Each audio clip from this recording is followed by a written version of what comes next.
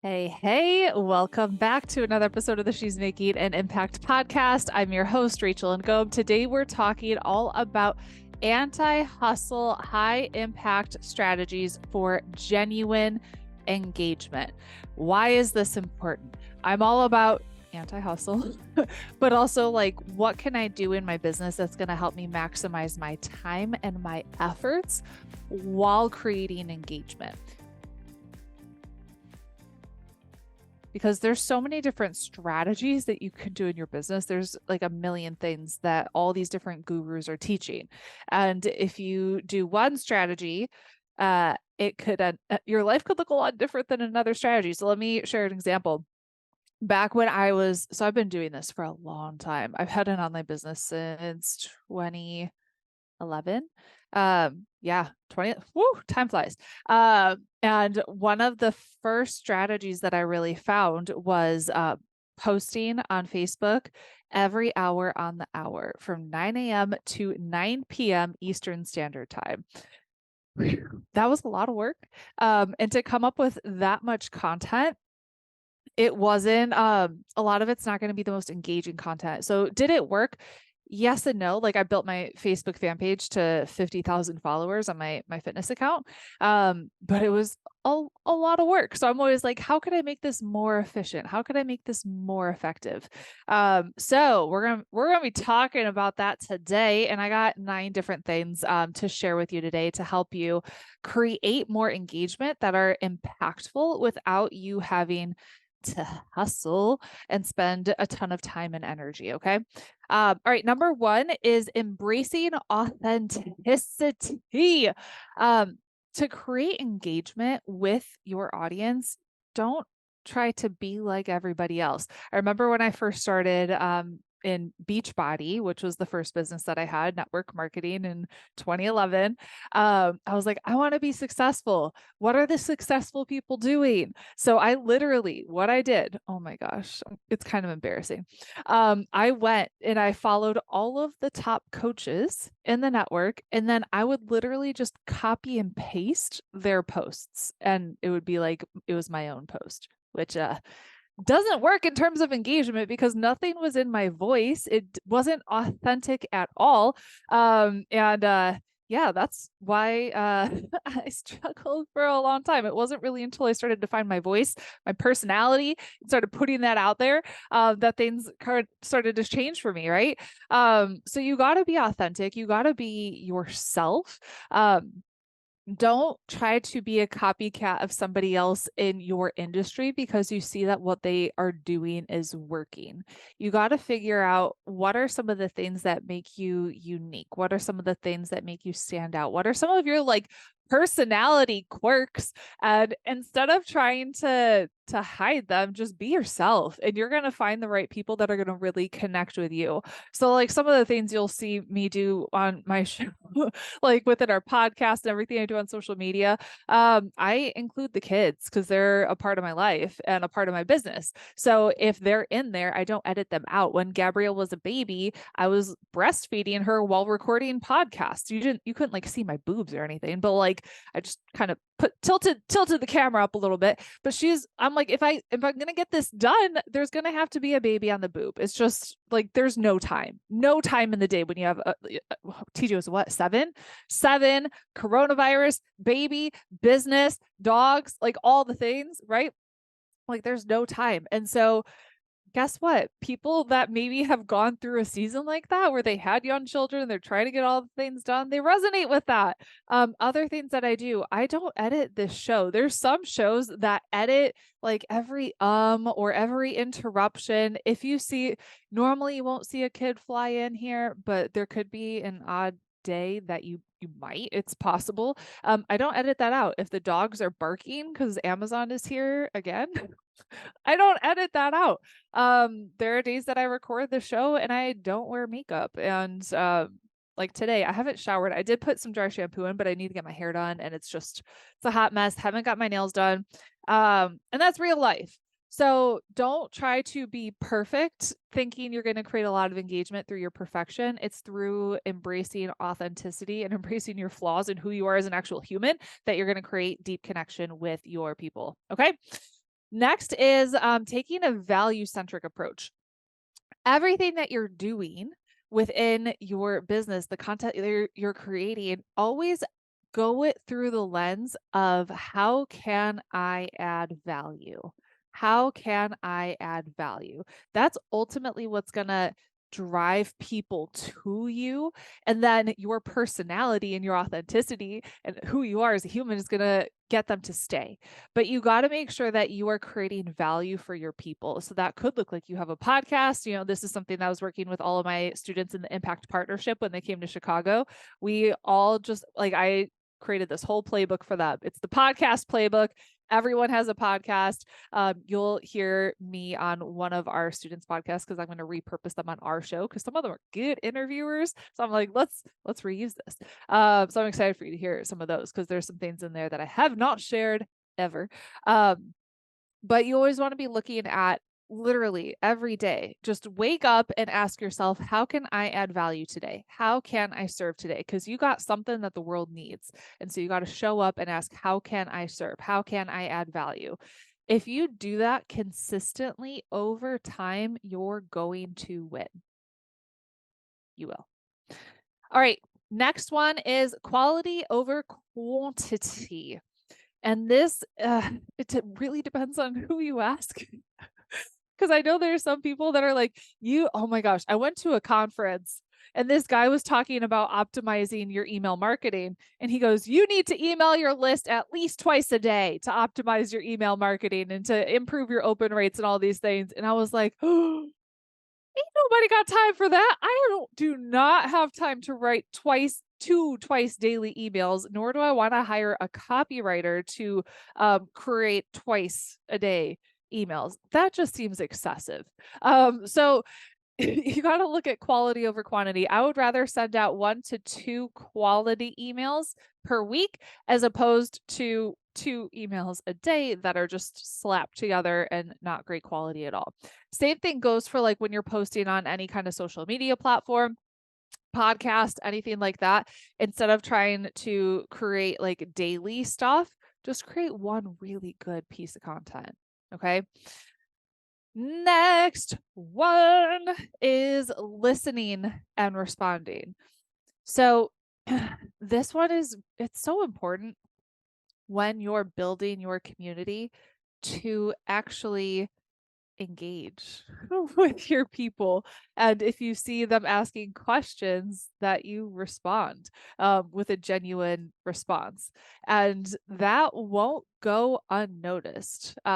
Trust me, as you grow, that those little touch points that you can have with your audience really do make a difference. So when someone, sends, so we get a lot of emails. I actually just looked in our email inbox for our business and there was over 50 in there. I'm like, whoo, Michelle's got her work cut out for her today. But what we do is she responds to all the customer concerns of I didn't get access to this, or I couldn't find this email, or I need my login, or whatever it could be, or I can't attend a webinar, all those things. If there's something that I can personally respond to, I have her put it in a folder for Rachel. And then whenever I go to my email inbox, all I got to do is click on the folder for me. And that way, so I sent out an email last week that was more of a personal email, and I got all these people that responded to it. I don't want Michelle going in and responding to my people that took time to write me back. When I wrote an email about my brother, I had all these people that were responding saying, I'm praying for your brother. I'm praying for your brother. Oh my goodness. And it just touched my heart. And so I want to make sure I take the time to respond to the people that take the time out of their day to write something for me. That's really important, really, really important to set aside that time specifically for engagement. And to go off of that, personalization matters. And so when we're doing stuff like that, it's not just a copy and paste kind of answer. I want it to actually come from the heart of thank you so much, name, whatever their name is. And then I'll address something that they mentioned in that email. As your business grows, it's really easy to want to automate and outsource everything, but you can over automate, you can over outsource where you lose connection. And so I've done this. I always share with you the mistakes that I've made. And that's a mistake that I made. I over automated things and I didn't spend enough time building community and building that connection and actually spending time like in the trenches with my people. Um, and so you want to make sure you don't lose that part. You want to keep it personalized and focus on building relationships and not just transactions. Okay. So if people invest in working with you, like get to know those people, care about them. If you have someone invested their time to do a workshop with you, just care about them. Like it's just basic humanity, right? Like it's kind of common sense, but it don't treat people like a number of like, I only had 100 people registered for my webinar. No, you had 100 people registered for your webinar. Imagine all of those people, or like 100 downloads of your podcast, whatever it is. Imagine all of those people that are actually sitting in a room in front of you, and you get to pour into all of those people. And when you continue to do that and pour into the one, pretty soon that one will bring two, that two will bring three. And that's how it compounds. Okay. You just create good content. You care about people. You stay authentic. And pretty soon you're going to have more and more people coming to you and you'll be like, whoa, what happened? This is crazy. And going off of that, transparent communication is really important. So as you're creating content, being relatable, transparent, and vulnerable. So this, I never want my content to be like cookie cutter content. I always want to be led by like all the emails that I write that are personal, it's really me being led by Holy Spirit and saying, Rachel, you have to write something about this today. And it's usually one of those things of like, but I don't want to. That's too personal. I don't want to share about that. But then it's like, no, you got to. Fine, I'll be obedient. Fine. But when you can create things that are more transparent, more vulnerable, that's when you can build deep connection, really deep connection. And it's usually sharing the things that you don't want to necessarily share, but do it anyways, because you're going to have somebody that says, wow, like me too, or I'm dealing with that too. Or it, man, it makes you more human. Like I want you to understand the importance of actually humanizing your content. You do not want to have this like big production, this big studio where you're just like a talking head and we don't know the person behind it. And by sharing some of your struggles, maybe by being open and more vulnerable, that will help you create connection. Okay. Okay. All right. We're almost there. We're in the home stretch. Next one is creating a collaboration within your community. And so this is something that I did. Anytime I launch a new offer, I'm always asking for feedback, surveying my people. But I want to give you an example of when I did this specifically with the launch of my ebook, Keto-ish. And so when I launched that, I had my audience, I had them voting on the cover and they were giving me feedback on the cover. They're voting on the title. The title of it. So not only did they help with the title, they helped with the cover, they helped with the contents that was inside. Because I'm like, I'm planning on talking about this, this, and this. Is there anything else you want? Yes. Then when I had it actually written, I had people in my community that would edit it and I would give them a copy for free. And then that would be a testimonial that I could have in there. So anything that you're doing in your business, look at how can I create collaboration around this and actually include my community in it. Cool, cool, cool, cool. And then the last one, when you're looking for engagement, is just to balance self-promotion. Yes, like you're in a business, so you can sell stuff, but you don't want it to just be selling, selling, selling, selling, selling. A good book from Gary Vaynerchuk. I actually have two of his books that I'll recommend you today. The Thank You Economy is one where he really set the precedent. Oh boy. So you can tell this never edited. Okay, hold on, brain, let's go. Of when he was building his audience on Twitter, he would comment back to every single person that tweeted him. And so that created engagement, that helped him build his account, that created connection and community. The other thing that he did, I read his book, Jab, Jab, Jab, Right Hook, and he talked about the need of balancing value-driven content with promotion. So it's not just like promotion, promotion, promotion. And I'm like jabbing. I'm doing kickboxing as I'm doing this. So you're not just promoting. You're value-driven content, value-driven content, value-driven content, promotion. That's like your right hook in there. Okay. Okay, let's recap a little bit. So in order for you to create genuine engagement that's high impact without the hustle, and again, I want you to hear me, none of these things you should be hustling to do. It's setting aside, in terms of like engagement, setting aside just like that half an hour once a week where you can go in and respond to all of your emails or go and comment back on all the things. This doesn't need to be a thing where you're like tethered to your phone commenting back to people, because trust me, I don't do that. I don't have my work email. I don't have social media on my phone. I don't have access to it. I have to go to my computer and be intentional about actually doing that stuff. Okay. So it's like set a timer once a week, go in and create engagement. Okay.